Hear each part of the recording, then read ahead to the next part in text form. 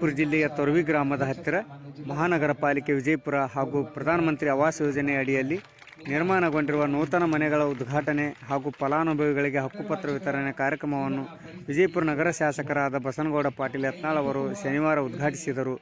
ನಂತರ ಕಾರ್ಯಕ್ರಮ ಉದ್ದೇಶಿಸಿ ಮಾತನಾಡಿ, ಪ್ರಧಾನಮಂತ್ರಿ ಮೋದಿಯವರ ಕನಸಿನಂತೆ ಗುಡಿಸಲು ಮುಕ್ತ ದೇಶ ಮಾಡಲು ವಿಜಯಪುರ ಜಿಲ್ಲೆ ಮಾದರಿಯಾಗಿದೆ ಎಂದರು.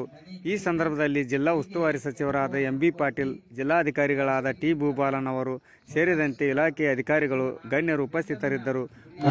ಬಾಲ ವಿಕಾಸ ಅಕಾಡೆಮಿಯ ಅಧ್ಯಕ್ಷರನ್ನ, ಮಾನ್ಯ ಜಿಲ್ಲಾಧಿಕಾರಿಗಳನ್ನ, ಗೌರವಾನ್ವಿತ ಮಹಾನಗರ ಪಾಲಿಕೆಯ ಎಲ್ಲ ಗೌರವಾನ್ವಿತರನ್ನ ಕೈಗೊಳ್ಳುತ್ತೇವೆ.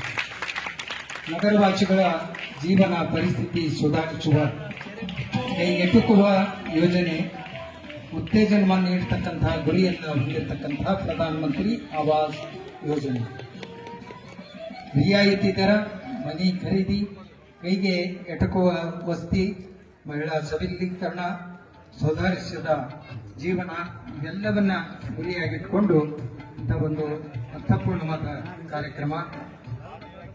ಇದೀಗ ಜ್ಯೋತಿಯನ್ನ, ಸಸಿಗೆ ನೀರನ್ನ